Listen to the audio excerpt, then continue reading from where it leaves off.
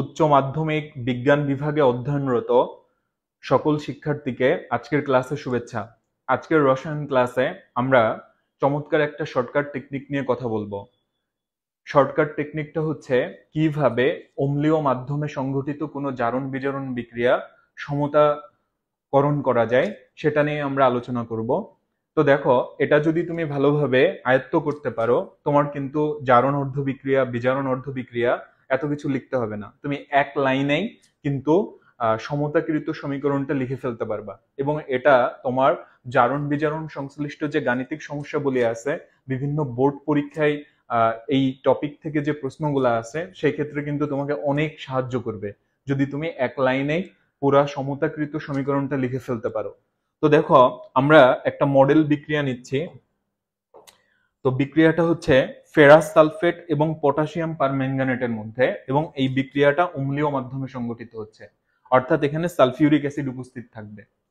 তো তাহলে আমাদের প্রথম কাজ কি হবে? সবার আগে আমরা যে কাজটা করব, আমাদের শনাক্ত করতে হবে এখানে জারককে আর বিজারককে। তো দেখো, আমরা এটা জানি যে আঁশ যৌগ যারা, তারা বিজারক হয়। যেমন ফেরাস, ফেরাস একটা ইলেকট্রন ত্যাগ করে ফেরিকে পরিণত হয়, তাহলে ফেরাস হচ্ছে একটা বিজারক। আর পটাশিয়াম পারম্যাঙ্গানেট এটা একটা জারক পদার্থ, কারণ একটা যদি বিজারক হয় আর একটা পদার্থ অবশ্যই জারক হতে হবে, না হলে জারণ বিজারণ বিক্রিয়া সংঘটিত হবে না। তোমরা এটা নিশ্চয়ই জানো যে জারণ বিজারণ এটা কিন্তু একটা বিক্রিয়া না, এটা দুটো বিক্রিয়ার সমষ্টি, এবং জারণ এবং বিজারণ এটা কিন্তু যুগপত ঘটে। আচ্ছা, এবার আমরা চলে আসি। দেখো, তাহলে আমাদের প্রথম কাজ ছিল কি? জারক এবং বিজারক শনাক্ত করা। তাহলে এই বিক্রিয়ায় জারক হচ্ছে পটাশিয়াম পারম্যাঙ্গানেট আর বিজারক হচ্ছে ফেরাস সালফেট। এখন জারক এবং বিজারক শনাক্ত করার পরে আমি কি করব? আমার সেকেন্ড কাজ যেটা হবে, আমাকে তুল্য সংখ্যা বিনিময় করতে হবে। আমি যদি তুল্য সংখ্যা বিনিময় করি তাহলে মোল সংখ্যার অনুপাত পেয়ে যাব। তাহলে পটাশিয়াম পারম্যাঙ্গানেট এটার তুল্য সংখ্যা হচ্ছে 5, আর ফেরাস সালফেট বা ফেরাসের তুল্য সংখ্যা হচ্ছে 1। তাহলে আমরা কি করব? এটা বিনিময় করব। পটাশিয়াম পারম্যাঙ্গানেটের তুল্য সংখ্যাটা ফেরাস সালফেটের কাছে দিব, আর ফেরাস সালফেটের তুল্য সংখ্যাটা পটাশিয়াম পারম্যাঙ্গানেটের কাছে দিব। তাহলে পটাশিয়াম পারম্যাঙ্গানেটের তুল্য সংখ্যা 5, ফেরাস সালফেটের তুল্য সংখ্যা 1, এটা আমরা এই যে বিনিময় করে ফেললাম। এবার আমরা চলে আসি পরের কাজ। পরের কাজ হচ্ছে আমি দেখব যে জারকে কয়টা অক্সিজেন আছে। জারকে কয়টা অক্সিজেন আছে, জারকে যে কয়টা অক্সিজেন থাকবে উৎপাদে ঠিক ততগুলা পানি হবে। তাহলে এখানে আমরা দেখতে পাচ্ছি পটাশিয়াম পারম্যাঙ্গানেটে অক্সিজেন আছে হচ্ছে 4টা, তাহলে অবশ্যই আমি উৎপাদে 4টা পানি পাবো। এখন খেয়াল করো, বিষয়টা হচ্ছে বিক্রিয়ার বাম দিকে ঠিক যতগুলা পরমাণু থাকবে ডান দিকেও ঠিক ততগুলা পরমাণু থাকবে, বা উল্টা ভাবে ডান দিকে যতগুলা পরমাণু থাকবে বাম দিকেও ঠিক ততগুলা পরমাণু থাকবে। তাহলে আমরা দেখতে পাচ্ছি যে এখানে হাইড্রোজেন হয়ে যাচ্ছে 8টা। হাইড্রোজেন কয়টা হচ্ছে? 8টা। তাহলে অবশ্যই বামেও 8টা হাইড্রোজেন থাকতে হবে, এবং এখানে হাইড্রোজেন আসবে শুধুমাত্র সালফিউরিক অ্যাসিড থেকে, আর কোনো যৌগ নাই যেটার মধ্যে হাইড্রোজেন আছে। এই কারণে আমরা এখানে সালফিউরিক অ্যাসিডের আগে 4 বসাই দিব। তাইলে দেখো আমার কিন্তু হাইড্রোজেন 8টা হয়ে গেল। তাহলে দেখো আমার কিন্তু অর্ধেক কাজ প্রায় শেষ। এরপরে আমি কি করব? দেখো, এখানে ছিল হচ্ছে ফেরাস সালফেট, তাহলে অবশ্যই আমি ওইদিকে কি পাবো? Ferric sulphate. কারণ তুমি জানো এটা যে ফেরাস একটা ইলেকট্রন ত্যাগ করলে ফেরিকে পরিণত হয়। তাহলে ফেরাস ছিল বিক্রিয়ক আর ফেরিক হচ্ছে উৎপাদ।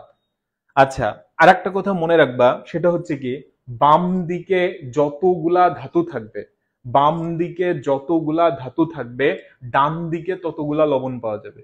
আমরা দেখতে পাচ্ছি বাম দিকে 3টা ধাতু আছে, একটা হচ্ছে আয়রন, একটা পটাশিয়াম, আর একটা হচ্ছে ম্যাঙ্গানিজ।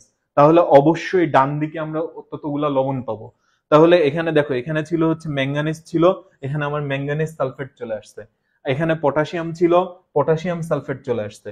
আবার ফেরাস ছিল, এটা তো অবশ্যই ফেরিকে পরিণত হবে। এবার দেখো ব্যালেন্সের বিষয়টা খেয়াল করো। আমরা দেখতে পাচ্ছি যে এখানে পটাশিয়াম হচ্ছে 1টা, কিন্তু পটাশিয়াম সালফেট লিখলে K2 হয়ে যায়, তাইলে আমাকে এখানে শুরুতে হাফ দিতে হবে। আবার দেখো, ফেরাস আয়রন কিন্তু এখানে 5টা, কিন্তু ফেরিক সালফেটের যে সংকেত Fe2SO4 তুমি যদি এখানে 5 বসাও, আয়রন কিন্তু হয়ে যাবে 10টা। তাহলে তোমাকে কি করতে হবে? এখানে 5/2 বসাইতে হবে। 5/2 বসাইলে জিনিসটা ব্যালেন্স হয়ে গেল।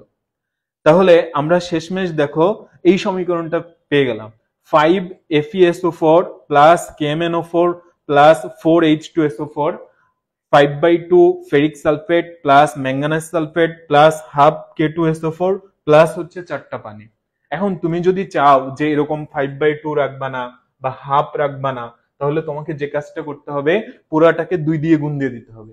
2 দিয়ে যদি তুমি গুণ দাও তাহলে 10FeSO4, 2 KMnO4, 8টা সালফিউরিক অ্যাসিড, তারপরে এদিকে 5টা ফেরিক সালফেট, 2টো ম্যাঙ্গানিজ সালফেট, আর 1টা পটাশিয়াম সালফেট, আর 8টা পানির অণু পাওয়া যাবে।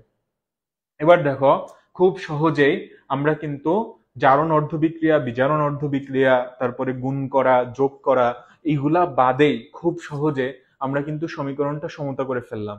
এবং আমরা প্রায়শই এরকম প্রশ্ন আসতে দেখি বিভিন্ন বোর্ড পরীক্ষায় বা হচ্ছে ভর্তি পরীক্ষায়, যে এরকম একটা জারণ বিজারণ বিক্রিয়া দিয়ে বলে যে এখানে জারক এবং বিজারকের মোল সংখ্যার অনুপাত কত, এবং সেখানে কিছু রেশিও দেওয়া থাকে। তাহলে দেখো, এই জাতীয় সমস্যা ও সমাধান কিন্তু তুমি এই শর্টকাট টেকনিকের মাধ্যমে করে ফেলতে পারো। জাস্ট তোমাকে কি করতে হবে, জারক এবং বিজারকের তুল্য সংখ্যা বিনিময় করতে হবে। তুল্য সংখ্যা বিনিময় করলেই তুমি জারক এবং বিজারকের মোলার অনুপাত বা মোল সংখ্যার অনুপাতটা পেয়ে যাবা। তো ভাইয়া ও আপুরা, তোমাদের সবার জন্য অনেক অনেক শুভকামনা রইল, এবং সবার প্রতি অনুরোধ থাকলো আমাদের এই ভিডিওগুলা বেশি বেশি করে শেয়ার করবা তোমাদের সহপাঠীদের সাথে, তাহলে তারাও উপকৃত হবে।